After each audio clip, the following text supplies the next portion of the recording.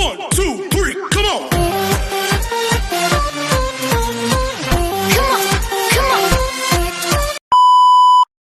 Hello beautiful people! Welcome back to my channel. This is your Mama Sam. Hola mga amigo, amiga, kumare at kumpare. Kamusta kayong lahat? Sana lahat po kayo ay okay at safe ngayong araw na ito. At syempre, kung ako naman ang tatanungin nyo, nakikita naman ninyo ang beauty ng Mama Sam ninyo. Fresh overload pa rin, di ba? Ganyan talaga kapag umiinom ka ng maraming vitamin C plus kumakain ka ng maraming banana. Dahil sa banana, mas nakakaloka ang ganda ng Mama Sam ninyo. Charot! So, kamusta naman kayong lahat? Sana lahat kayo ay okay na okay ngayong araw ng Sunday. So, have a blessed Sunday sa atin lahat ng bonggang-bongga. At hindi lang yan, syempre, gusto ko rin magpasalamat sa walang sawang tumatangkilik dito sa Mama Sam Vlog, araw-araw, lagi-lagi. Maraming salamat guys sa pagmamahal at support na binibigay ninyo. At syempre sa mga bago nating subscribers, hello po sa inyo lahat. At saka sa mga makasolid na Mama Sam dyan na talagang nakatutok dito araw-araw, maraming salamat guys sa inyong lahat. Kaya naman ngayong araw na to, marami akong hatid na chika sa inyong lahat na talaga naman, oh my gosh, magtataas ang kilay ninyo ng bonggang-bongga sa mga pag-uusapan natin ngayon. Kaya guys, wag na nating patagalin ang ating mga chika. Para sa una natin chika, congratulations Philippines dahil nagwagi na naman tayo ng corona kung saan ginanap sa Sri Lanka. Dahil ang ating pambato doon na si Alexandra Krishna Orino ang nagwagi ng Miss Tourism 2026. Anong chika mo dito? Well, ang chika ko dyan ay talaga namang magaling siya at nakita naman natin na talagang bongga, deserve niya ang corona. And then, ayun, so natutuwa ako dahil talagang napapansin talaga ang ganda ng Pinay. At syempre, sino ba namang hindi makakatanggi sa beauty na meron siya? At syempre, sa galing na meron siya. So, congratulations Philippines. Ito na yata yung panglima na pag-uwi ng corona, no, mula sa iba't ibang international pageant para sa ating bansa. And then, of course, umaasa ako na magagawa niya ang kanyang reigning ng bonggang-bongga bilang bagong reyna ng Miss Tourism. At good luck and congratulations Philippines. Tayo ay magdiwang dahil napakaswerte natin sa mga Pinay beauty queens natin. Diba? So, yon. So, at para naman sa sumunod na chika, pagkatapos natin makuha ang Miss Tourism sa Sri Lanka, Mama Sam, tingin mo, papalarin kaya ang ating pambato na makuha ang Miss Supranational Crown? Ay, nako. Ayan yung masasabi ko. Siyempre, we are looking forward dyan sa part na yan. At gusto natin yan, di ba? Bakit naman hindi? Siyempre, corona. So, gustong-gusto kong manalo ang ating pambato sa Miss Supranational. Dahil syempre, ang tagal na rin natin hindi na nanalo dyan. Tapos, ayun, kung suswertehin ang ating pambato na si Katrina Ligado, ay nako, napakabongga. Medyo mahirap kasi yung challenge dito sa Miss Supranational dahil isa siyang malaking pageant. Kung ikukumpara mo sa Miss Tourism, sa mga ibang pageant na nakukuha natin yung corona. Dahil alam mo yon, ang pageant kasi ng supranational ay hindi lang kasi to basta-basta pageant na lang eh. So malaki na talaga siya at ayun, looking forward talaga ako na manalo tayo this year. Hindi biro. Kasi ang level kasi neto para siyang mga Miss Universe, para siyang mga Miss Grand, mga ganon. So medyo hindi basta-basta talaga ang corona dyan. Talagang kailangan talaga yung kandidata mo pak na pak.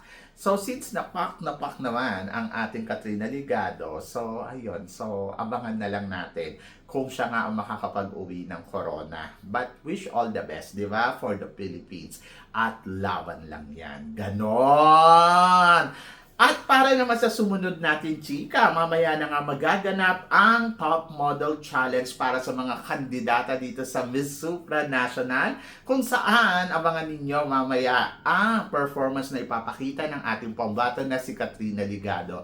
this is it. Magkakaalaman na and then susundan to ng preliminary competition sa 28. O, di ba? So, are you excited, guys? Dapat ma-excite ka ng bonggang-bongga. So, mamaya malalaman natin kung ano ang performance na ipapakita, saan mapapanood sa YouTube channel ng Miss Supranational at anong oras, 11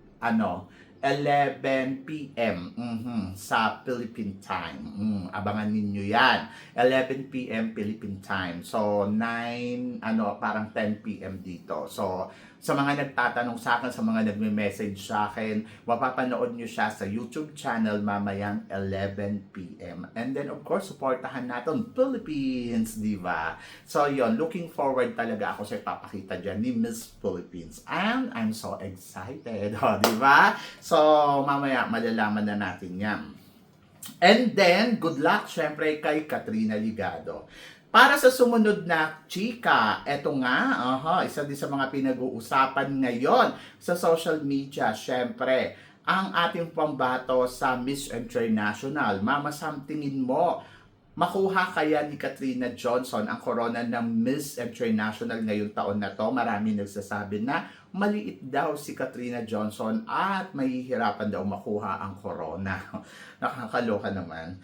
Alam mo, sa totoo lang, naluloka ako din sa mga maliit daw o hindi mananalo kasi maliit. Kasi 'di ba, para kung iisipin mo, kawawa naman yung mga candidates na maliit sila at hindi sila pwedeng manalo. Bakit naman si Olivia Culpo? Maliit din naman pero nanalo. So, naniniwala ako na sa abilidad yan ng kandidata. Oo, kung ang kandidata ay maabilidad, ang kandidata ay may determinasyon, at ang kandidata ay maganda at magaling, matangkad man o maliit, kayang manalo. Kaya si Katrina Johnson, naniniwala ako na kaya na itong manalo sa competition dahil yung determinasyon na meron siya, yung galing na meron siya, at kung paano niya pinaghahandaan ang laban niya, magiging laban niya sa Miss International. Ayun yung tutukan natin.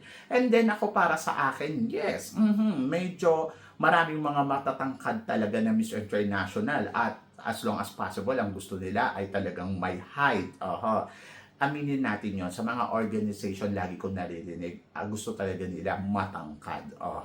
Pero, sabi ko nga, kung gusto na din naman pala nilang matangkad, di magkaroon sila ng, height standard na dapat ang height ng mga sumasali dyan doon sa pasok sa panlasa nila na pwedeng manalo ng Miss International or kung ano man ang pageant, di ba? So, hindi kasi ako, agree doon na pasasalihin ninyo tapos hindi naman pala mananalo. Kumbaga parang kawawa naman yung effort, kawawa naman yung pinagtatrabahuhan ng kandidata. Sayang naman, di ba? So, yun. So, ang akin lang, sana mag-focus tayo doon sa galing, sa ipapakita, at saka syempre yung determination niya na makuha ang corona. So, para sa akin, Katrina Johnson may laban sa Miss International.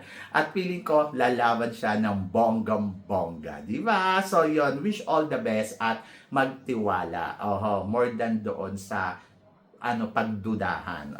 Magtiwala na lang tayo sa ipapakita niya. Magtiwala tayo na kaya niyang masungkit ang corona ng Miss International. So, laban yan.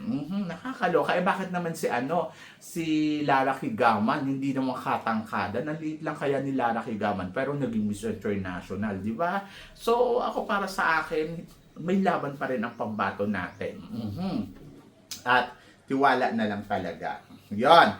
At para naman sa sumunod natin, chika, eto nga, pangalawang corona daw para sa Indonesia. Magaganap na sa coronation ng Miss Supranational. So, malakas nga ang bulong-bulungan na malakas daw ang laban ni Agnes sa Supranational. At sinasabi nga ng lahat na siya nga daw ang susunod na magiging Miss Supranational Queen dahil impressive daw ang galing at talino ni Miss Indonesia. Yung galing at talino meron, pero yung ganda hindi ko alam. Basta ako, para sa akin, maging fair lang yung organization, no? Kasi di ba may mga naririnig-rinig tayo na fix na daw to para kay Indonesia at saka kay Puerto Rico, Mr. Puerto Rico. Ayan daw yung mga napupusuan na manalo dyan sa competition. Ako, para sa akin, kung magaling naman sila, why not, di ba? Bakit hindi? Kung ipapakita nila yung galing nila at convince naman, bakit hindi? Pero nandoon kasi ako sa part na parang marami pa rin naman mga candidates na nagko-compete dito, and then let's see. Sa ngayon, support ko ang Asian team, like example, Indonesia, and then nandiyan din syempre si Thailand, si Philippines, Cambodia, na masasabi mo naman na lahat naman sila magagaling. Siguro nandoon lang ako sa part na parang syempre gusto kong manalo pa rin si Philippines. Pero kung makikitaan naman natin si Indonesia na well-deserved, why not coconut? Mamaya magkakaroon sila ng challenge, Supra Model Challenge. So, tingnan natin kung sino ang kakabog at kung sino ang magpapakita ng bonggang-bonggang performance. So, magkakaalaman yan mamaya, di ba? So, yan. So, nakakaloka. But I'm so excited. Excited ako para sa pambato natin. Excited ako sa ipapakita ni Katrina Ligado. At excited din ako sa ipapakita ni Indonesia. And then, tignan natin, alamin natin sa future kung si Indonesia nga ba ang makakakuha ng corona ng Miss Supranational. At kung ito ay para sa kanila, magiging happy ako for the Indonesia para sa ikalawang corona. Di ba? Nakakaloka. Naloloka talaga ako dyan sa ikalawang corona para sa Indonesia. Kasi parang feeling ko, dapat muna manalo tayo and then saka na sila. Charot! So, yan. Anyway, good luck and wish all the best for the Indonesia. Di ba? So, yan. Laban yan, kaya. At para naman sa sumunod natin, chika, Alexi Brooks. Ito todo ang laban sa Reyna Pilipinas. Anong chika mo dito, Mama Sam? Well, ang chika ko, dapat lang at kailangan ni Alexi na ipakita yung galing talaga niya dito sa competition. At parang feeling ko naman, yes, kayang-kaya niya. Kasi wala naman silang mga kalaban. Sino-sino ba yung mga naglalaban-laban, di ba? So, maluloka ako kapag natalo siya ng ibang candidates dyan. So, nandoon ako sa part na parang kaya nga siya sumali dyan kasi alam niya sigurado siya sigurado siya na kaya niya yung competition. Hindi susugal ng ganun-ganun lang si Alexi kung hindi niya kaya ang competition. So kaya nandiyan si Alexi, ibig sabihin nun ay kaya niya ang competition. At parang feeling ko, yes, ito todo at ibibigay niya na ang lahat-lahat para sa laban niya dyan. And malalaman natin in the future kung siya nga ba ang magiging Miss Grand Philippines or Miss Grand All-Stars. So, di ba? So, parang feeling ko magiging Miss Grand All-Stars si Alexi. And then, si Angelica Lopez naman ang magiging Miss Grand Philippines. So, ayun yung mga feeling ko. Kasi mga reyna na tong mga to dati sa mga iba't ibang iba't ibang pageant So, parang feeling ko, ayan na yun. So, sa ipinapakita naman nilang galing, yun na. Hindi ko alam kung kailan ang preliminary nila, pero ang alam ko, ang coronation nila ay sa darating na August. August 7. Kaya, August 7, August 8, parang ganon. So, I'm so excited. And then, malaman natin kung sino nga ba ang susunod na mga reyna ng Pilipinas para sa Miss Grand Philippines and MGI All-Stars. So, malaman natin kung si Alexi Brooks saan nga ba siya mapupunta sa MGI All-Stars or sa Miss Grand Philippines. So, mabuhay. Di ba? So, laban yan. At para naman sa sumunod na chika, sabing ganon, kapalaran ni Catriona Gray, maging kapalaran din kaya ni Atisa Manalo. Kung si Catriona daw ay nag-Miss World at nag-top 5 daw sa Miss World and sumali sa Miss Universe, nanalo, bakit daw hindi ipalit? So ito kasi parang wala pang gumagawa nyata neto from the Philippines, no? Yung galing sa Miss Universe tapos pupunta sa Miss World. Kaya naman ang sigaw ng taong bayan, Maria Atisa Manalo for the Miss World. Anong chika mo dito, Mama Sam? Ang chika ko dyan ay, hindi ko kasi alam. Alam naman natin si Madam Julia, nakakaloka, di ba? Si Madam Julia, nakakaloka kasi yan. Ang gusto niya, beauty with the purpose. Ang dami na natin pinadalang mga magagandang kandidata naman, in fairness. Tapos lumalaban sila sa mga kudaan, sa beauty with the purpose, hanggang top 5 lang yung nararating natin kasi hindi pasok sa panlasa ni Madam Julia. Pero, hindi ko rin naman aalisin yung kagustuhan ninyo na ayun nga, katulad na sinasabi ninyo, bakit hindi i-try? So, kung ita-try ni Atisa at willing si Atisa na i-try ang Miss World, why not? Bakit hindi? Di ba?